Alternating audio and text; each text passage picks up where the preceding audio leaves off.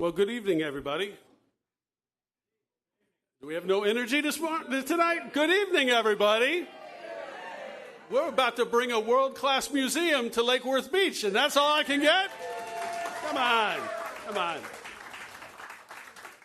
Welcome to our second event, community event for the Wiener Museum of the Decorative Arts Mixed-Use Cultural Arts Campus. We also call it WMODA. My name is Paul Miller, and I'm with the R. Miller Consulting Group. We're part of the team of economic development professionals that are working with the other folks that you're going to meet tonight from WMODA that are helping to bring this project into reality. We had 105 folks registered for this event tonight. We're glad that so many of you did make it. We're going to allow people to keep coming in, but you're giving your Wednesday night to us, so please give yourselves a hand for being here tonight. And I can tell you that the cookies are low calorie, so please fill your pockets as you go out because none of us need them. Our first virtual meeting last month was a great success, and now we're very excited to see some of the faces of the names that we met through the virtual meeting and also that we've been meeting through phone calls and various forums, the newsletter, our website, to actually meet you in person tonight and have you here tonight to hear about the vision and the concepts is very important to us. We're excited to show you some of the designs and concepts tonight that we feel brings art, passion, and value to your growing downtown. And we hope that by you being here tonight, participating in getting our newsletter, participating in the virtual forum, speaking with us in community groups, that this doesn't just become our project, it becomes your project as well. That's very important to us that we involve community, and it is what the commitment we made to the CRA board and the commission. We're hosting this charrette tonight to show you the current project vision as it stands, get input from you as we streamline the design process, and earn your support for this project as we move forward. Public-private partnerships, or P3s, and you're going to be hearing more of them, are most effective when these types of early conceptual schematic meetings are held, where we can get input from stakeholders such as yourselves, the community, residents, business owners, people that it's going to actually affect. Because it's at this time that we can actually make changes, if feasible, both financially, structurally, and otherwise, to our designs while it's in an early phase. You all should have received an agenda when you came in tonight. As I said, we do have a short time frame. We're only here till 8 o'clock. We've got a lot to go over, and we want to be respectful to the folks at the Hatch who are here helping us coordinate this, as we are to you, and be able to get as much input and let you hear about what's going on with this project. Before we begin, I'd like to recognize our city and CRA officials that are joining us here tonight. From the city, we have Mayor Resch and Commissioner Mimi May. And did any of the other three commissioners sneak in while folks were coming in? I didn't think so. But. Okay. From our CRA board, we have Chair Carla Bloxon.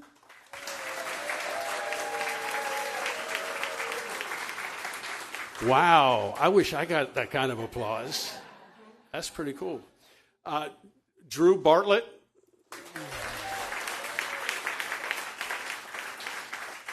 And Donna Kerner. Hello, welcome.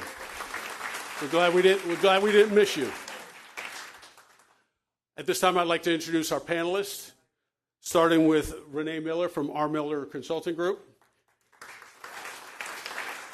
Ed Shim from HLW Architecture, Anna Amari from HLW. I'm going to leave the two people in the center for a little bit longer. They get their own special introduction. And then Merwan El-Kasi from Bowler Engineering. You're going to have moderators at your tables tonight. Some of you have a full table. Some of you only have a couple people at your table. The folks that only have a couple people, you're going to have a lot more input than the people that got a full table. So if you decide that you want to move around, that's entirely okay. The moderators, folks, tonight, they're not seat fillers, they're not stand-ins, they're not people that we dragged in to say, oh, can you go through this? Each and every person that's a moderator tonight is on our team, from architects to designers to our planning and zoning folks, to our market analysis, so on and so forth. So they're intricately aware of the nature of this project and what it means, and we'll be able to answer your questions. We will also have people floating around from our team to answer any other questions. And also, I'd like to recognize Mr. William Waters in the back from the Planning and Sustainability Director, I think I got it right, who will also be floating around if you have any city-specific questions that need to be asked as we go along. Your moderators are not going to be directing you. They're going to be trying to keep you on track. They're going to be trying to jot down your thoughts. We are going to have full-size site plans to go over. You'll have Post-its, Sharpies, pens, and then they'll be asking you some questions about things that you see on the plans in regards to the site plan and what you think works well, and hopefully what you don't think works well. That will be a very short column. But what we want to do is have them keep you on track. If there's a topic that's off the site plan, we want to move it to the parking lot, or for those of you that are green, the bike rack. And we can write that down and explore that at a later date and get back to you about any questions you may have with that. The last introduction that I do want to make is Mr. Arthur Wiener and his daughter Ariana. It's really Arthur's passion and vision.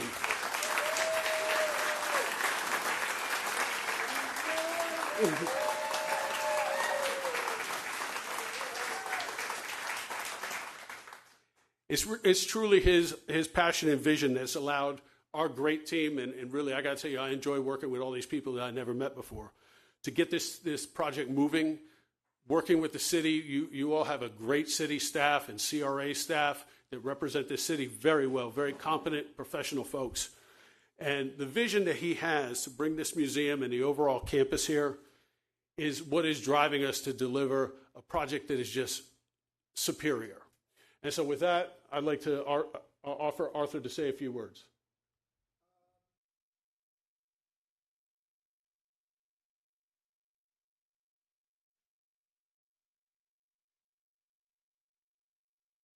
I want to thank all of you for coming. Second, I love this town. I walked around it. This is not the only town that is vying for WMODA, but this town has a vibe. You walk around it, and I told William that it reminds me of Cambridge, Massachusetts, young, or the West Village of Manhattan. You might ask why I want to share this. I don't want to brag, but it is a world-class collection. We have glass, Dale Chihuly, probably the largest private collection in the world. We have ceramics. We have Stratfordshire, which was English company for 200 years made ceramics. The ceramics were in Stoke-on-Trent. Why Stoke-on-Trent? That's where the clay was. That's where the canals were, where they could move the clay. And we have Ardmore. Ardmore is probably one of the favorite exhibitions. That's by the African people. I think the Zulu tribe. And each piece is handmade, hand-painted. And that expresses the spirit of the creator. I'm talking too much, but I just want to say that I want to leave a legacy. And Ariana, my daughter, is part of the future. So nobody is indispensable, especially me. But again, there are plans for succession. Right? Succession is the right word? I mean, I don't think we need to be so fatalistic with this. We'll keep it light. Okay, so again, I would like children to come in and get their hands wet on a potter's wheel, especially of minority children who have never had the same opportunity as Ariana, right? And that's not fair. It's not fair. I want them to get a drawing pad, colored pencils, go through the museum. We have probably the best museum director in the world. Louise, where are you? Please stand up. Yeah. She is, it's easy for me to sign checks. She's the heart and soul of the operation, right? What else? Save your questions for later. I talk. Thank you. Thank you. So just to introduce myself, I'm Ariana. I'm one of Arthur's 4 children. I'm number 3. This is my second time down here over the past few months, and both times we've walked around, seen the downtown, gone to the beach, gone to Benny's on the beach, and I really, really enjoy it here. I think you guys have a great town. I think there's great spirit, obviously very creative, very artistic, and we have been looking for a home, a permanent home for the museum for many years, and I really think that Lake Worth is it. I think that we've really found the right place for the collection and the right community. Everybody's been very welcoming, very engaging. We really feel the support and we really appreciate it. So I wanted to say thank you to all of you for welcoming us. It really means a lot.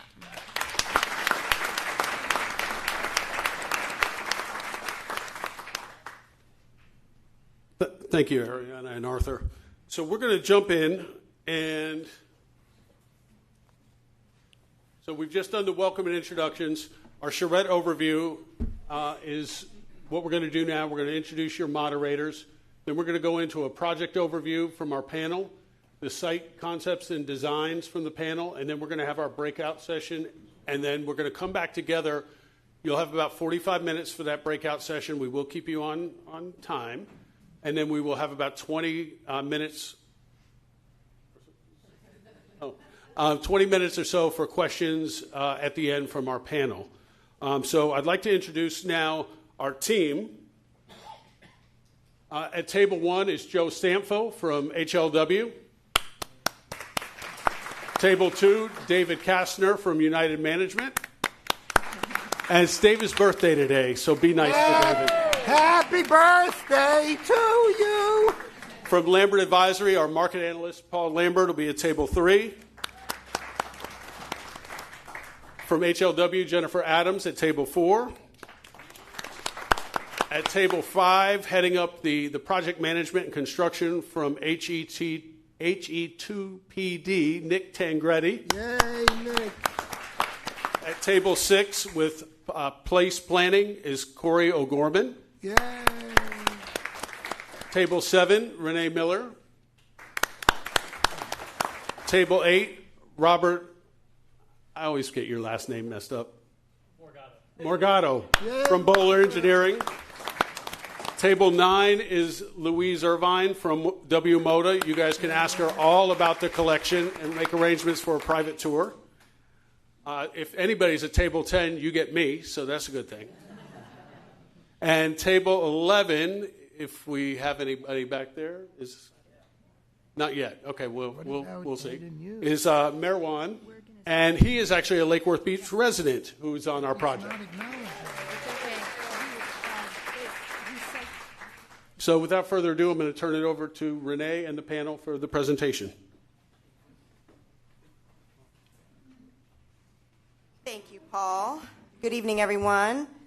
Before we get started in talking about the project overall, I want to always remain focused on what the key goal for our development is, and that's finding the home for WMODA. I cannot give it justice the way that Arthur and Ariana and Louise could give it justice. But I have come to learn how unique this particular kind of museum is. And Louise and Arthur tell us that we're one of the only ones in the world that has this particular collection of art and ceramics presented in this way. And we believe that there is a true destination opportunity here in Lake Worth Beach because of that. And maybe that, plus all of the other things that you've invested in together, is what I believe makes this the best synergistic relationship that we could have ever happened upon. Before I get started in talking about the project, I really want to start there and say that is our ultimate goal overall. When we talk about this project, you hear us talk a lot about a partnership. And it is, in fact, a public-private partnership, and I want to take this opportunity to define who the partners are. Of course, it's the Wiener family, since they are the benefactors of WMODA and the owners of United Management, and United Management will be the developer for this overall project. Along with us in this partnership, of course, is the WMODA 501c3, who runs the day-to-day operation of the museum and will continue to do so when we find our home here in Lake Worth Beach. And finally, it's the Lake Worth Beach CRA and the City of Lake Worth Beach. If you have been following this project, you know that we've talked about from the very beginning that this doesn't work if it's not a public-private partnership together. And we've done a lot of talking, we've done a lot of conversations, mainly because we truly believe that it has to be a marriage for which we're as into you as you're into us, and we make this relationship work. And so, with that, we wanted to show you who your partners are. At its heart, it's the Wiener family, and of course, everyone else together to make it work. I talked a little bit about our community engagement. I was happy to be able to recognize a lot of faces here today because we've done a lot of outreach. We've had over 100 residents and business owners sign up for our monthly newsletter through our splash page, WMODALovesLWB.com. We continue to see daily views increase on that splash page. We also have met with over 40 residents and businesses face-to-face over the last couple of weeks just to learn a little bit more about what are the touch point issues. How can we, put our best foot forward in what you're going to see today? And you'll see a lot of that in what will be presented. And then, of course, today, as Paul said, we had over 105 residents registered to participate today. And that's huge. We're very excited about the excitement and the engagement, and we welcome all of your comments. So many people have asked us what is the critical path for this project. And when we, developed this process, we saw it as a 5-step process, starting first with mobilization and research, which we did in the months of February and March, site planning and analysis, which we concluded in the month of April, and right now we're sitting in our collaboration and scenario development timeframe. And you'll see at the bottom here, we had our first virtual meeting in April. We continue to have community meetings in May, and of course with the culmination of this community charrette. So what I want to reinforce is that the information that we take from you tonight is what we are going to use to help us to finalize our plan. Nothing is finished, nothing is set in stone. We needed to have this meeting today in order to be able to ultimately, is it me? Does it not like me? Something. In order to be able to finalize the site plan and be able to bring back what we would like to present as final, taking all of your feedback into consideration. Does that mean that we're going to be able to say yes to everything that you asked for today? No, but we will try. And if we can't do it, we certainly will say we can't, and this is why. And then we move into our final vision And our P3, when we refer to P3, that's what we're talking about for public-private partnership, which is what I explained when we first started. Our P3 negotiation of terms, all of these things, of course, have to be committed to legal documentation. We are working with city funds, our funds and city funds in partnership. So all of that will need to be negotiated. At the end, we are working towards a formal agreement and site plan finalization. That's what success looks like. But all of those things that I said happens in a 6-month time period. So that's a lot of work to be crunched into 6 months. And when you really start getting into the details of planning something of this scale, I'm sure all of you in here can appreciate how quickly we are moving. With that, I would like to turn it over to Anna Amari from HLW, who will take you through the site plan and design.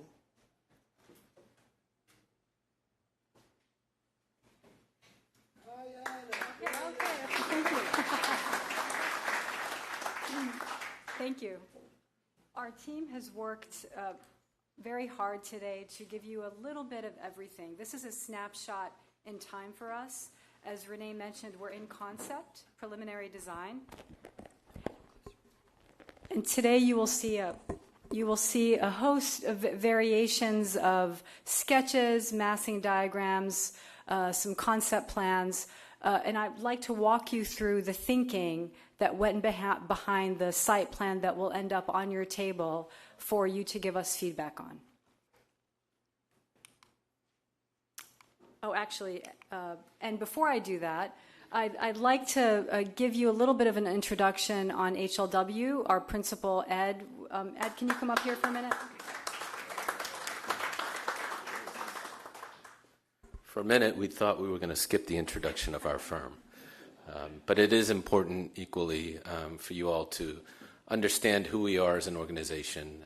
We are not just the architects for Arthur and his family for this wonderful project, but we are architects who have done work all over the world, and we do have an office and a home just 15 minutes north of here, south of here? North, in West Palm Beach. Okay, so we are not foreigners. We have one of my partners who's heading up this job who couldn't be here today, was raised in Jupiter, Florida, so he's a local.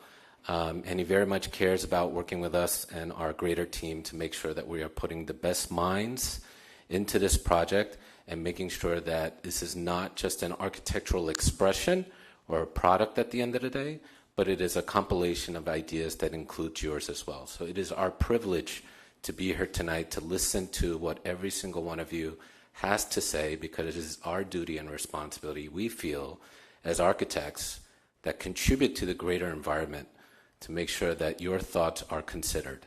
So this is not just going through the motions. I want to reiterate that. We are a client-focused design thinking firm, but one of our mottos is that our work tells your story. That is our motto. If you go into our HLW website, that is a motto that we take pride in, great pride in through all the various clientele that we have worked with all over the world. And that carries across many different sectors, whether it be residential, whether it be commercial clients, whether it be media and entertainment clients or hotels. I mean, we've worked with all of them. I've been in this industry for about 30 years now. I've been with the firm for 20 years, and I will tell you, I have not yet worked with a developer who's willing to do just this, which is to sit with the community and get their feedback. Again, just some of our work. We have done work in various parts of Florida, but this is our first for Lake Worth Beach, and we want to make sure that we put a very good building together and really create a great place, a destination, if you will, for not just the community at Lake Worth Beach, but bringing people from all over and make this an attraction. We are not just an architecture firm. We also do interior design. We do landscaping. We do master planning. We do sustainability. We have an in-house lighting group. We have an in-house branding group. So the reason why I share that is because what we will put into this project is very comprehensive. We have a variety of professionals and experts that will gather their minds and make sure that this building is not just something that is nice to look at from the outside in, but also equally, and if not more important, to make sure that the buildings are designed from inside out. Okay, the building is only as good as how it works inside and how it contributes to the experience of the user, that being you, as far as the building is concerned. So we take a very holistic approach as far as how we design a building. So I just wanted to share that. And as you can see, we have offices not only just minutes from here, but our corporate headquarters is in New York, and we have various offices throughout the country and one in London.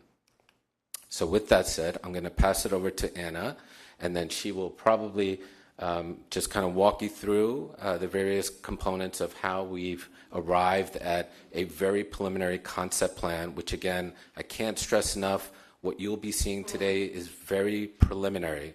Nothing is final. Thank you.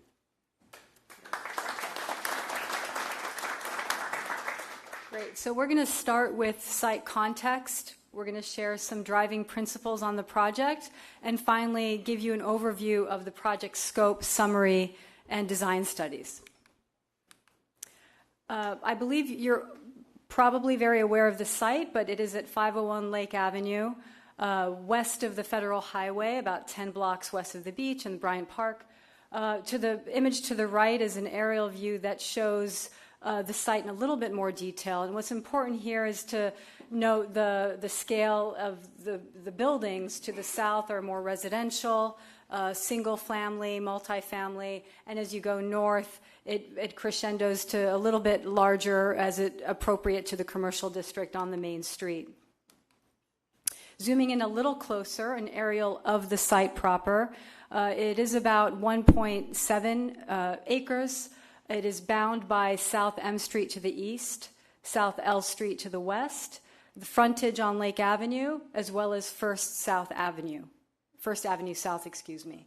There is an alley between the site that will need to remain operable, and we're integrating that into the planning. This is on the right is a survey, left aerial view of that survey, also of the site. And on the survey, we have identified the 4 existing buildings that are contributing buildings. In order for this project to meet the goals and to be a success for what is planned and the vision, the 4 buildings will need to be relocated. In today's presentation, we'll share that location in preceding slides. 2 destination points that are within eyesight of the site are the historical museum that is diagonally across the street to the northeast, as well as a park that is directly at the end or along the western portion of the alley, the existing alley. We've identified the north portion of the site to be the museum site, the site where the portion of land where the museum will be located, and the south portion as the location where the residential will be located, also appropriate to the districts within each of these land masses exist. Driving principles for our approach to this is first and foremost urban connectivity, implementing urban design and planning principles that engage with the community. And we'll be sharing examples of how to do that over the course of this presentation. Celebrating the arts. This is a museum, and as Arthur mentioned, his collection is really robust. It's incredibly exciting. We toured his thousands of pieces that are currently on view, and it's a dream for any architect to work on a project like this. So the artistic element to this, to reinforce the already existing cultural district and art movements that are happening in the town, we see the synergy with that in this project. And finally, to do all the above within a building that is contextual and appropriate to both the climate and the history and culture of Lake Worth Beach. On that, the 2 buildings, the museum to the north and the residential to the south, fall in 2 historic districts. The first one being the downtown historic district to the north, and the Southeast Lucerne district to the south. The Southeast Lucerne, of course, being of coastal cottages, and the downtown district of Moorish revival, Spanish colonial, Mediterranean revival, as well as Art Deco. This is significant because we want to ensure that there is a nod, and that this is our inspiration for the aesthetic that will be coming to the building enclosures. Some examples specifically of Art Deco patterning, also an inspiration and relevant in that we noted a lot of the Lake Worth beach signage has embraced some of these symbols from the Art Deco movement. So looking at what this means in the context of a site plan for development. As mentioned, we're locating the museum at the land plot to the north and the residential to the south. We're looking to reinforce three ideas: permeability, connectivity, and activation. Permeability to ensure that the massing of this development is not like a wall. There will be an opening where you can see through into a courtyard, so it's planned around an internal courtyard. Connectivity as much as we can to the community, and activation by reinforcing this idea where this alley could become an art walk. Still an operable alley as needed to the function of the neighborhood, but can also be something else that relates to the synergy of the building, of the museum building to the north and the residential to the south. This is a site plan, as a drawn site plan, as it relates to the bulk of what I just stated.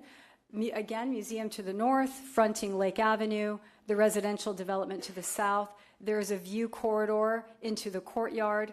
We have planned for, and the art walk that's between the two. We have planned for underground parking to serve the bulk of the residential requirements, with parking for museum to be at a potential site indicated to the west of this development, shown in the dashed blue line, and the 4 contributing buildings lining that, facing First Avenue South at the intersection of South K Street, as shown on this plan. Just a quick layout of the underground parking. We're able, from our estimate, we can yield a number that's appropriate to this residential development for the residences that live on site. And again, the museum being potentially in that off-site location. Zooming in a little bit more to the ground level concept for planning to really support the idea of an art walk. The art walk is further activated and successful by what's the program that surrounds it.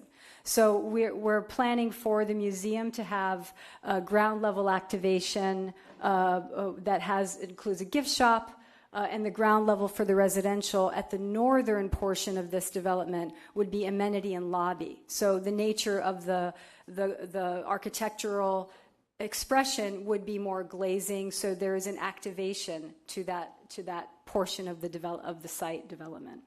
From a programmatic perspective, we have about 28,000 square feet of museum. That's 3 stories.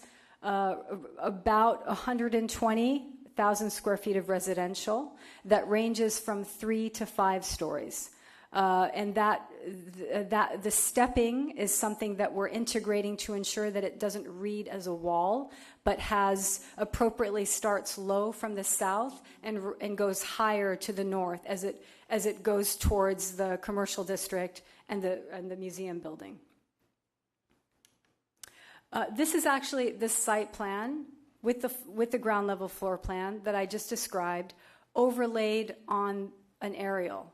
And this will be a printout that you'll have at your tables to provide us with your thoughts and feedback, which we look forward to. You were going to step in. Yes, thank you. I think this is a great opportunity to talk a little bit about some of the elements that Anna has been walking through. You hear us talk a lot about parking. As we As we began this process, we knew that we had a lot of redevelopment goals that we had to achieve.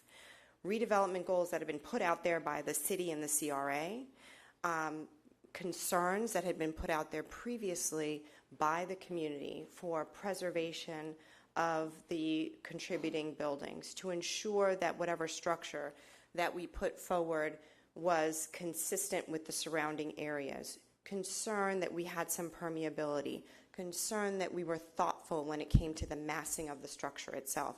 Those are a lot of things, plus concern for us to ensure that overall, whatever it is that we build is economically sustainable and supports the long-term operation of the museum. So all of those things we had to kind of package into what it is that you're seeing today.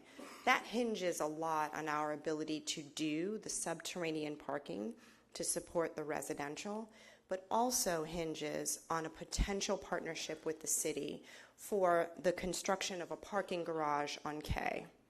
The city for many years has been thinking about this. We are talking about this with them in the very beginning stages, but in this potential public-private partnership structure, we would be able then to move the parking that would support the museum to that structure and partner with the city to pay for and construct that parking structure. We believe for many reasons it is good for the site. It ensures that we don't have to amass more concrete on the location to support the parking. It ensures that we'll be able to have some economic development added value to the downtown. And we know that our peak time is very different than your peak time. So we think that this would be a win-win, not only for us, but for the community and all of the redevelopment goals that we talked about. Of course, the devil is in the details, but I do want to bring that forward as a concept that we are talking about. I'll turn it over to William to talk about anything that I might have missed with respect to the potential parking structure conversation.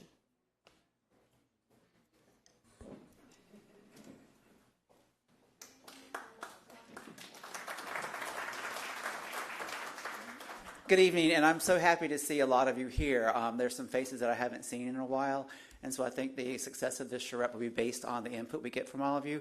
But as Renee mentioned, this is a unique opportunity that I know the city, and I'm sorry that Joan could not be here, Oliva.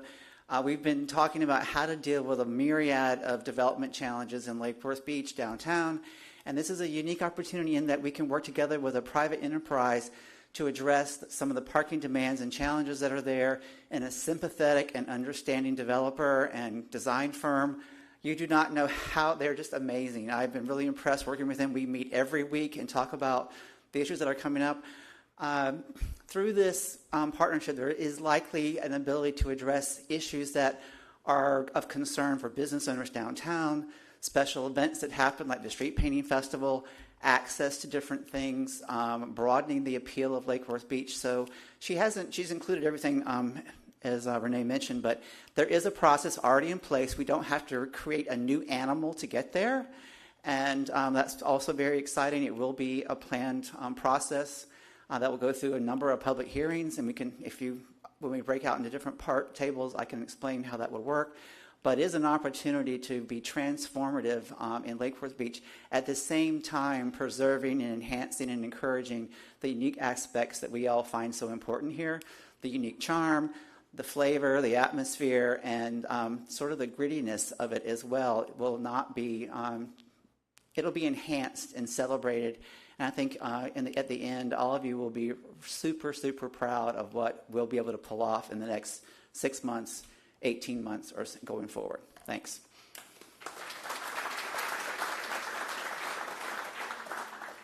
And one last thing that I do want to highlight about this, we gave a lot of thought to those contributing structures and where we think contextually would be a value added. Moving them to the K and the K and First Street lots adjacent to the parking garage structure will allow for us to have these beautiful buildings be facing similar context to the south, and will also allow for the community to have conversations through the city and the CRA about what to do with them, what's best. And there's many things that are being talked about, and there's many visions that we've discussed and lots of different needs. But, as a developer, moving that and placing them, we know they will fit, and that is our contribution to that process. And we think altogether, it really does speak to adding value in the context that William talked about.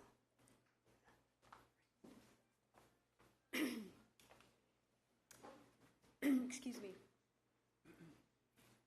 Reference images on the clearly taller than I am. Reference images on the spirit of the art walk. The idea is that it would be a pedestrian-friendly place, potentially even with the activation of the museum and the amenity at the residential, could actually be a destination place. But the idea is that we're introducing the paving, landscaping, lighting, first and foremost, so it can be walkable. It also needs to be drivable, but the idea is for it to be to embrace a sense of place. And if there are workshops similar to what Arthur was talking about before, that could spill out into that place, which reinforces that engagement with the community.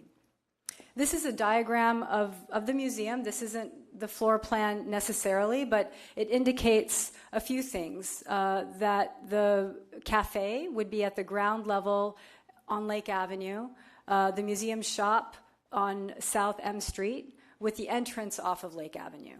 We're trying to straddle the program so that it allows for activation to the south on the art walk, but of course the prominent retail component is on the prominent retail street in Lake Worth Beach, which is Lake Avenue.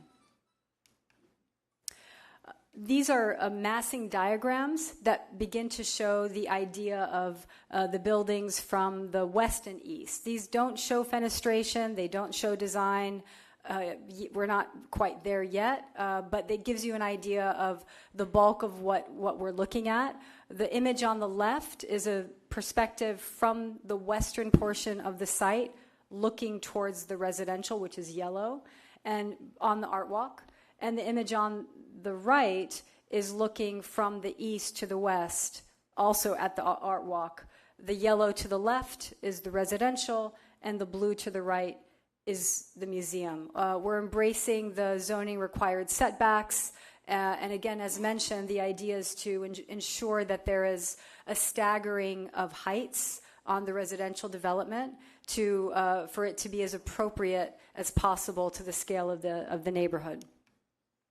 Reference images as it relates to the fenestration that would be introduced. The massing diagrams don't have the architectural expressions that break it down in scale, so we wanted to ensure that we referenced imagery of some of the components we're thinking about for shading and detail and other components that relate to the architectural story of this development. This is a sketch also. We haven't designed the skins yet, but this is an aerial view of the residential, which is to the left, indicating the stepping of the bulk of the residential from 3 levels to the south, going up to 4 and then 5 to the north.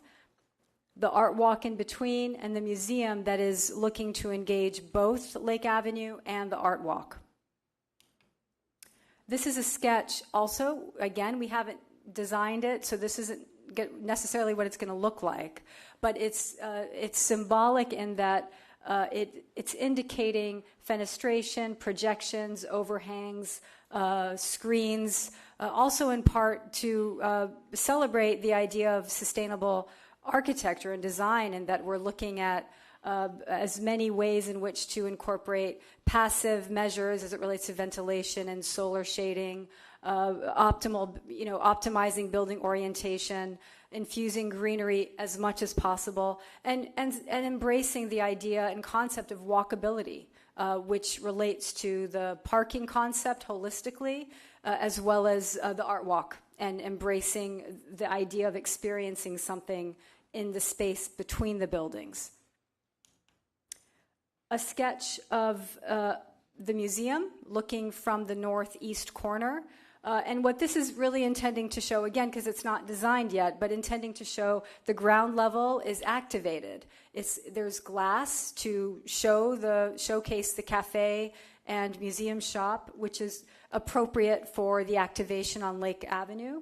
Potentially a lantern up above, activation in a terrace at the museum building, and beyond you see the layering of the residential as it steps to the south.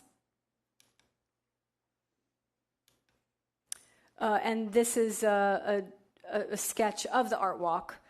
You can see to the right is the museum. This is indicating a potential sort of that dual facade I mentioned before, where we're activating the Lake Avenue as well as, Lake Avenue, the more formal commercial front, as well as the art walk, which is the more private, intimate component with synergy between the residential to the left, ground level is amenity. This isn't established formally yet, but there's been discussions of a clubhouse and or workshops that might correlate to the museum.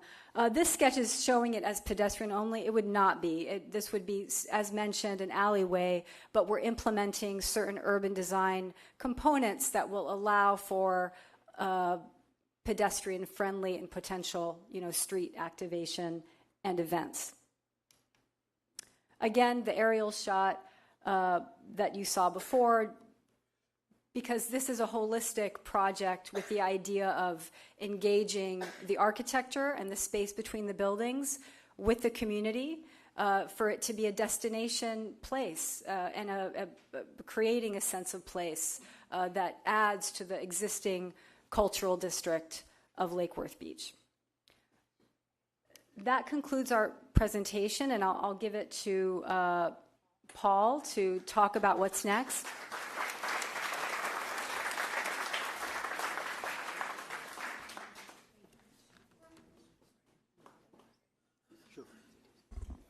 Okay, at this time, we're going to ask the moderators to go to their tables. And Ed and Anna, thank you, panel. Ed and Anna, if you guys can help pass out the site plans. If you are at a table with only a couple people and you'd like to consolidate into another table to be able to hear what other people are saying, please do. We're going to get started. It's 6:51. We're going to go on the clock at 6:55 for 45 minutes, so we do have some time for questions and answers. Please take this time. This is your time. Again, like we said, we hope you make this your project. And again, we thank you for being here, and we'll be back with you in a little bit.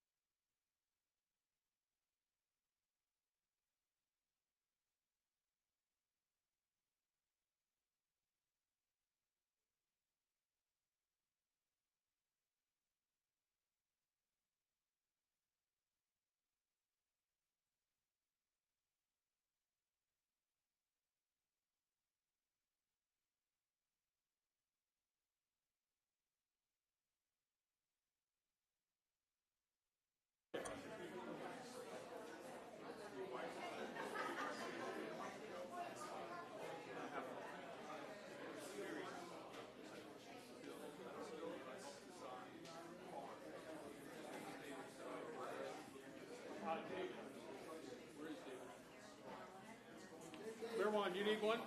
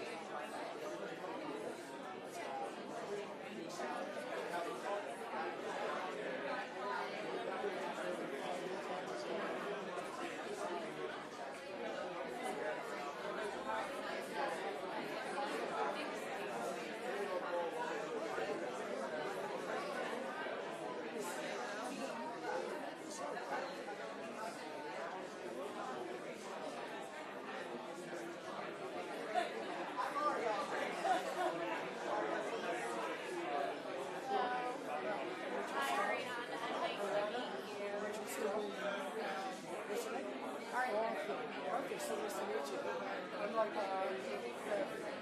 Fairfax for a few years, and those girls that don't understand is really, she's amazing. I love her. It's a shame she couldn't be here. Yeah, well, she's probably up and Yeah. so I just wanted to like share a couple of ideas. Number one is that like the historic building still sitting. It's going to move. The historic buildings are going to move to another location. Oh, what I was going to say, if they were in place, this is where they're at, is I would like to have the city CRA, what was the name? I would have the city CRA apply for the grants, and they could restore it. It has to move. Okay, so 7 point is, there's a lot of private pools in the world. More and more private pools where there's no public pool and there's an old location where a public pool once was. That turned out to be a disastrous investment because it was done in 1971. Like just before they put in Interstate 55, when they put Interstate 55 in, the whole market for tourism dried up. So it's really like that's yesteryear. It's not a good location for tours. Every aisle in the region, as they go around the pool, they're not going to come to our public pool. So there's still a need for a public pool, and there's the location on Main Street, First Avenue South. But where are we going to get the money? The insurance, which on the public pool, is so expensive. So expensive. And the insurance, as you know, has gone up geometrically. The insurance on a condo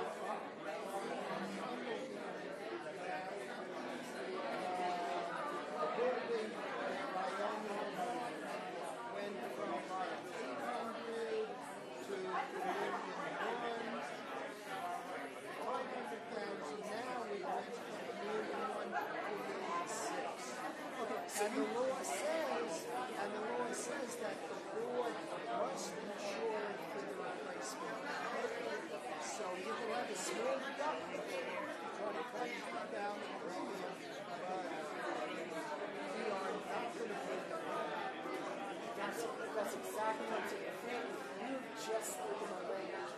So what I'm suggesting is that the location of the case and First Avenue Samurai is a double line. I want the city there, right? And therefore, that will include a putting in a pool for your development. So far as that pool from my plan, it's like a block. I like a block. I don't know if the tenants are going to want a block. Usually, which a pool is within the complex. That's what I'm saying. This is, and I'm sorry, I'm going to exaggerate. No, this is a whole block away. I was doing my math wrong, but it's a half a block away. So, like, you have a building, like the street, building, alley, and then a pool. And so what I'm saying is, the tenants don't have to go there by no means. But if they want to, like say, my girlfriend doesn't stay. So she's not going to go. She's going to get some. She's not going to go. No, you have to go. The people. It would be a nice amenity for the city. Everybody says that could be a business. The city, it's all about like it's a marketing. You have a marketing company that tells us what the competition is to rent the properties. Like if they have gyms, we have a gym. If they have a clubhouse, we have a clubhouse. They're going to tell us what the expected target market is for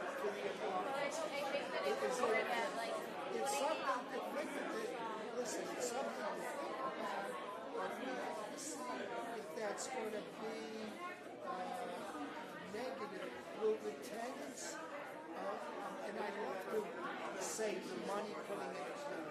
I would love to say the land for something other than a pool. It's something to think about, but who agrees with you that the city is going to go?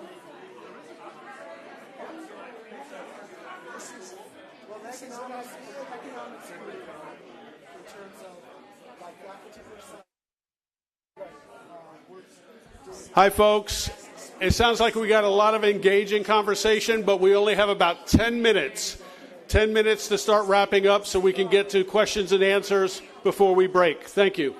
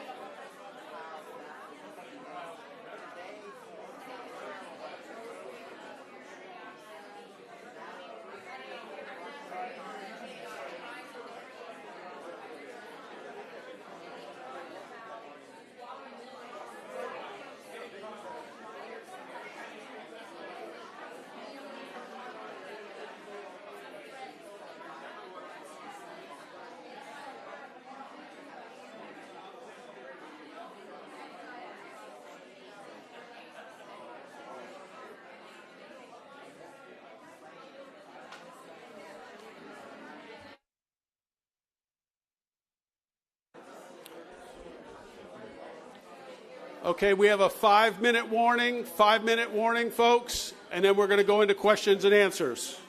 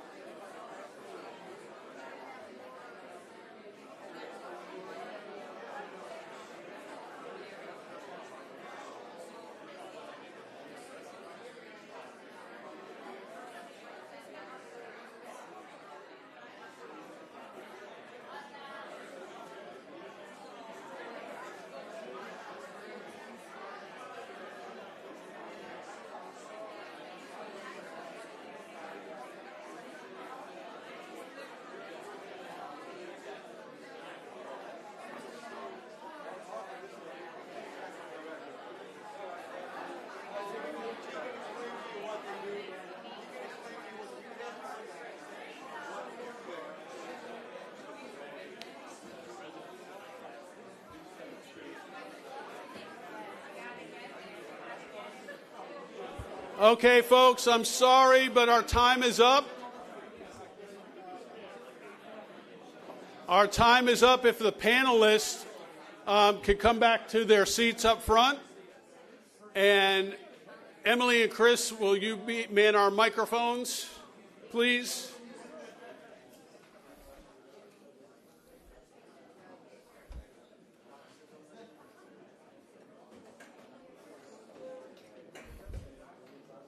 Renee, I'm sorry, I gotta call you out, but that means you, panelists.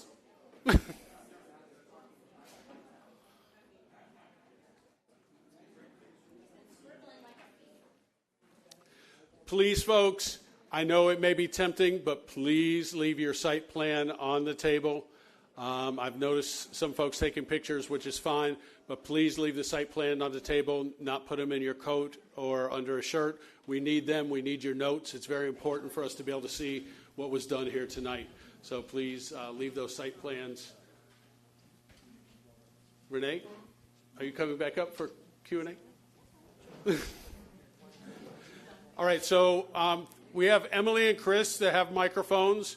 We have 21 minutes till we're wrapping up. So we will start with any questions for our panel. If you could just tell us your name and who your question will be for, and we'll try our best to give you an answer. Hi, my name is Todd Townsend, 502 South J Street. I'm not exactly sure who to ask this question to, but it's been my experience, having lived and worked in museums before, that museums don't make a lot of money. In fact, they make almost no money. And so I wanted to know that if this is going to be a public-private partnership, who are the donors going to be? Because the donors are the people that pay forever on the thing, you know. So here's the donor.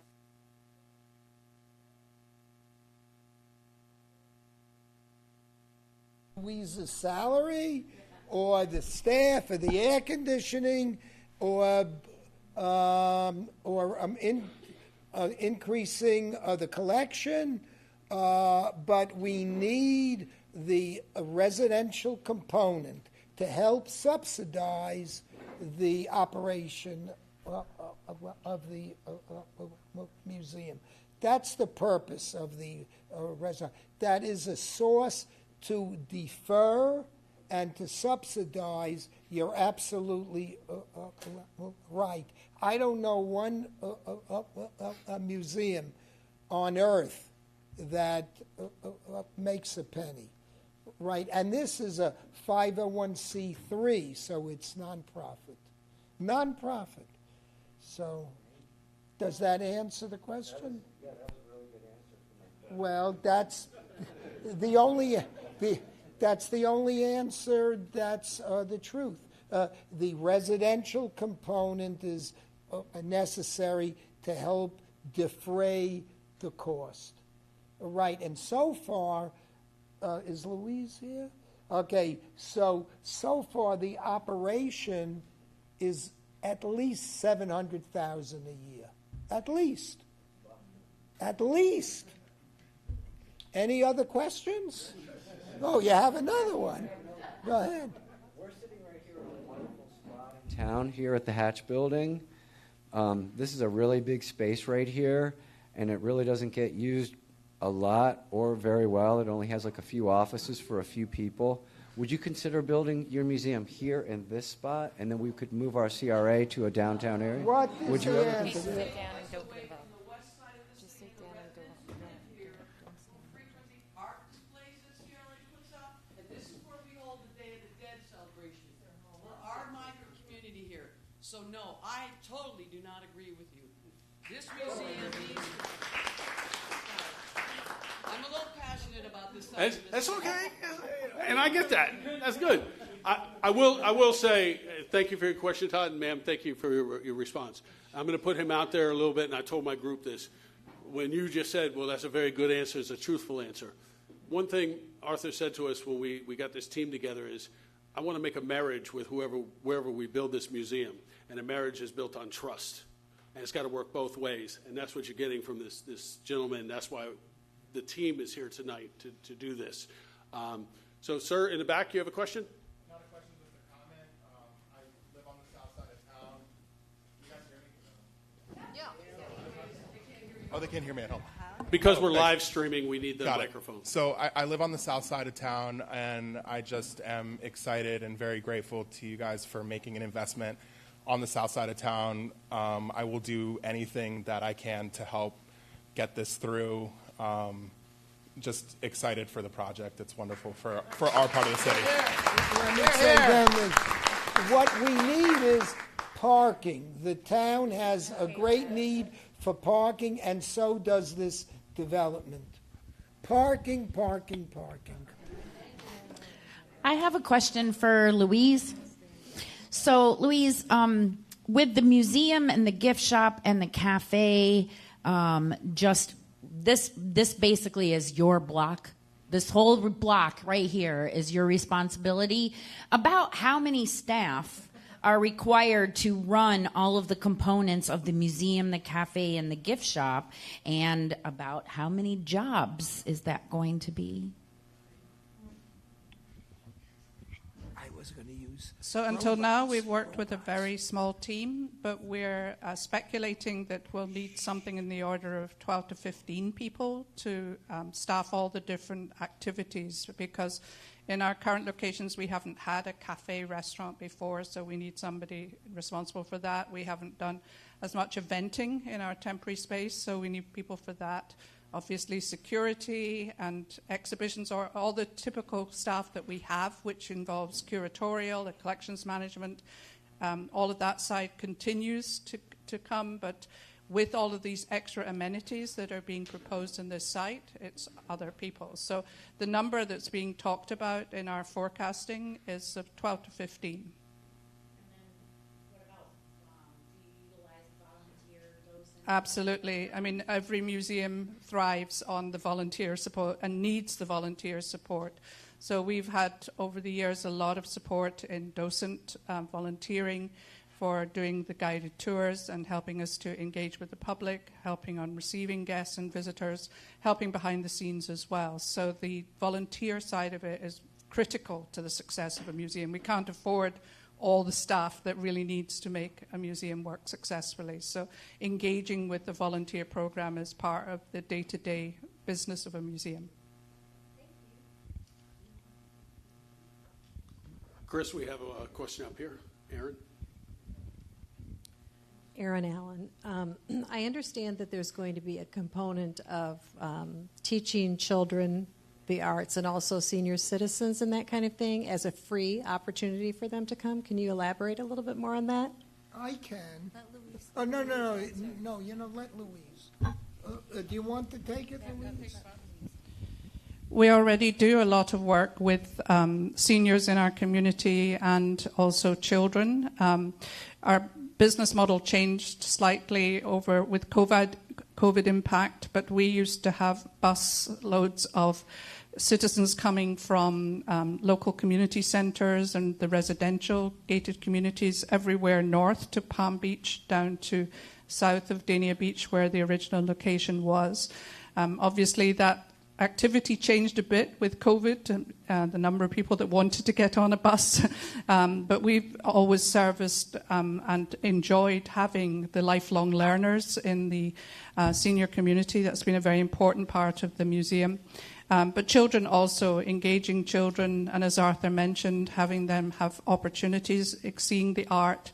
They love the colour. Everybody sort of freaks at the idea of children in a ceramics and glass museum, but really it's not like that at all. They have a tremendous respect if they're properly educated on the process. But the reaction to see young children react to the colour initially, and then to have a hands-on experience working with the clay. We do lots of clay building exercises. We do glass fusing classes for all age groups. So we're very actively involved at all age groups in the community. So children right through.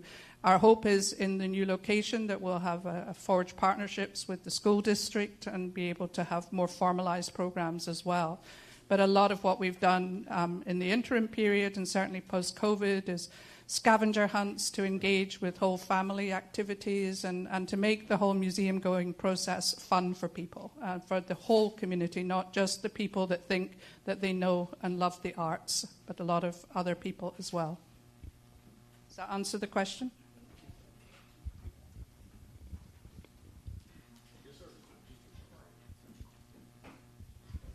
A follow-up to what Aaron just shared.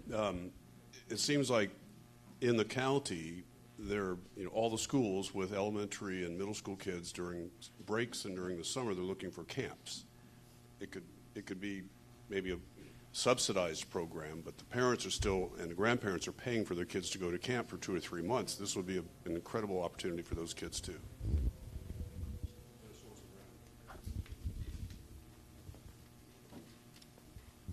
Any other questions, comments?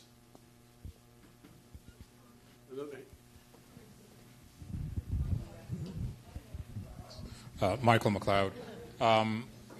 Related to the construction, you have 3 components, I guess. You have the museum, you have the residential, and you have the parking garage. Will construction of the site be, will all those elements be built concurrently, or is it going to be done in phases? Does Ed or Anna or Nick, do you want to, who wants to take that one?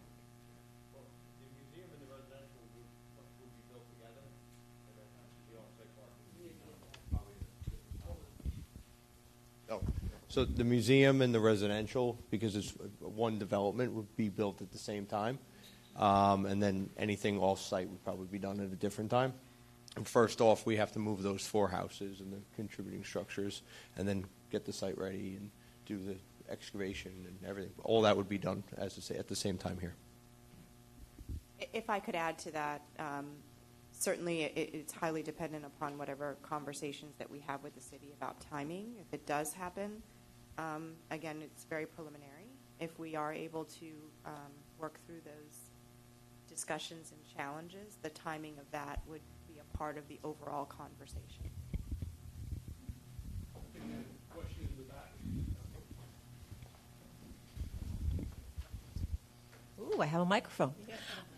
Just a comment. As a downtown business owner for many, many years, I don't see how I could not support this. I think this is a great opportunity for all of us to move forward and build something greater than we already have. So please, please, please tell all your friends, get everybody on board, and let's move forward. Thanks.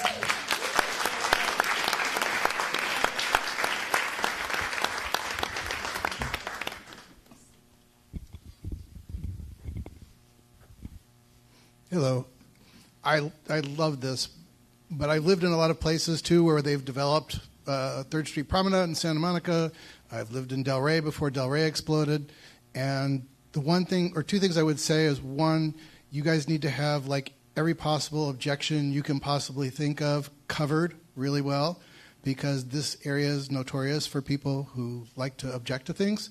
And so I would suggest strongly that you have a much better game plan for that, which is what you're developing here, so that when it comes to the point where it's going to decision time, that you're not going to run into things you didn't expect. The other thing that I would also say is that it's very important to also, I think about what this is going to do to change the city itself within 5 to 10 years of it being built. The law of unintended consequences is always, oh yeah, it's not going to really make that much of an imprint on the impact, but it does, because it's a beautiful building, and somebody else is going to want to build a beautiful restaurant across the street, and someone's going to want to do something else down the street. And do we have, to your thing of parking, which I love, thank you, do we have enough to cover the future growth of the city that's going to be generated by this? I really think that's a question that we would defer to the city, on, and I'm out of my I am taking off my person hat and my former city manager hat, just to say,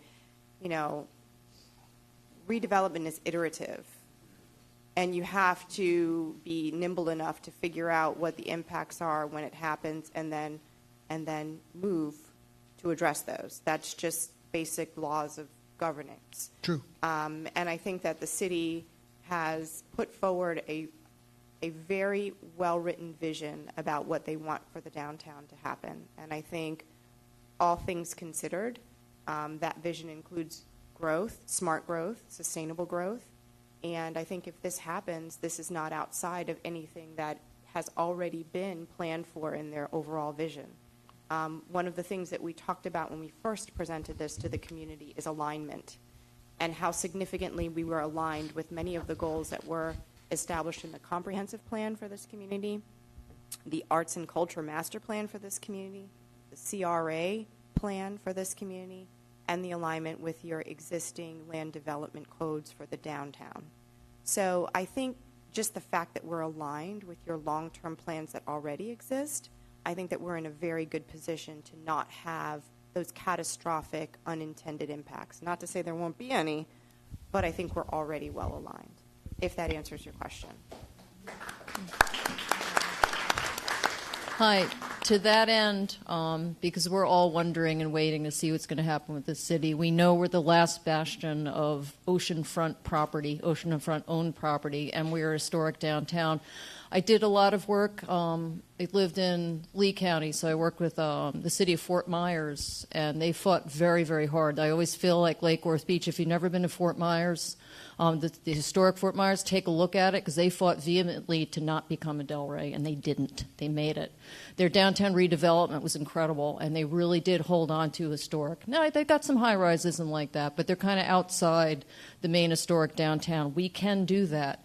I feel that having a project like this will be one of our biggest first new, other than residential facilities, other than hotel. This could be the benchmark that everybody else has to work up to, saying they could do it at this height. They did it with this. I feel like this is the best possible next step we could ever have in a city if we do it right. So, just a thought.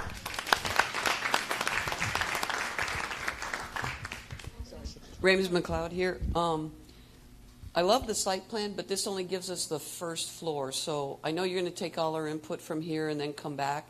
When you come back, instead of just sketches, are you really going to have some architectural design so we can see the facade of the building, if there's going to be overhangs for shading, what kind of trees you're looking at, some more of the actual, the look of the building versus, we know you're looking at the heights and things like that. Will that come when you come back with the feedback from here, or is that down the road further? Yeah. Yes. When we come back to the CRA board and the city commission, we have to be able to provide them with enough information, floor plates and renderings, so that they can understand what ultimately they are partnering with us for. The true P3 part, of course, is if we are moving forward with the parking garage, but still, they don't have to decide to give the property to us ultimately, right? So we have to be able to deliver information to the city that gives them enough understanding of what it is that's being constructed, the quality of it, and the design of it.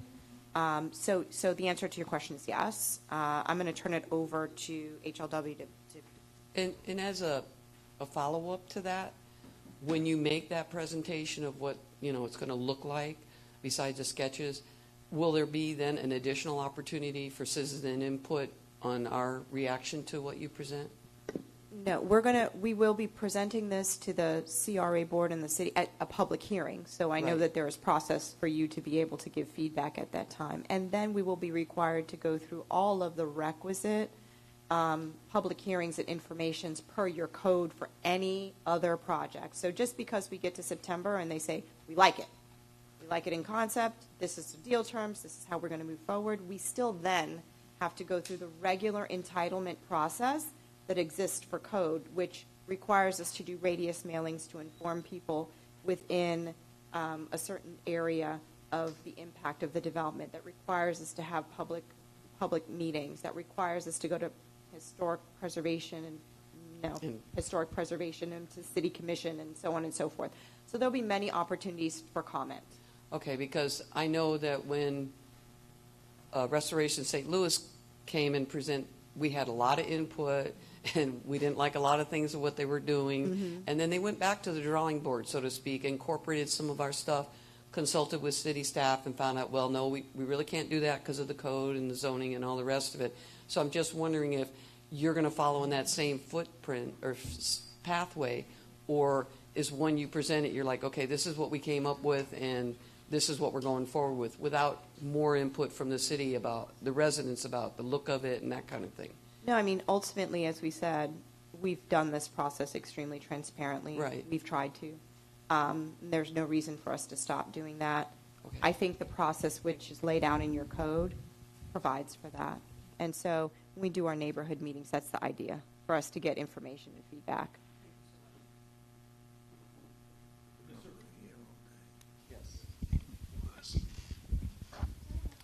Hi there. I used to live right across the street on First Avenue South for about 3 years.